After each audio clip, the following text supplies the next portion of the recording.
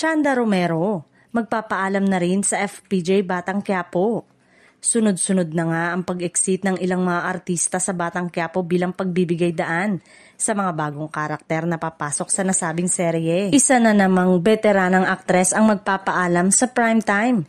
Kinumpirma na aalis na si Chanda Romero na ginampanan ng mahalagang papel bilang isa sa mga impluwensya at haligi sa buhay ng ating mga karakter. Malaking ambag ang naiwan ni Chanda sa istorya ng programa, partikular sa pagbibigay ng bigat at lalim sa mga eksena kung saan siya naging bahagi.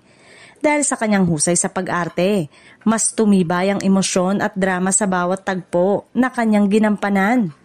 Nagpaabot ng pasasalamat ang mga manonood at kapwa-artista kay Chanda Romero sa pagiging bahagi ng longest running at most watched teleserye sa bansa.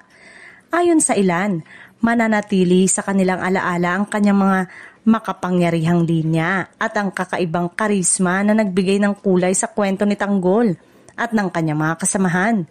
Bagamat nakakalungkot ang kanyang pag-exit, umaasa naman ang fans na muli pa siyang mapapanood sa iba pang proyekto ng ABS-CBN.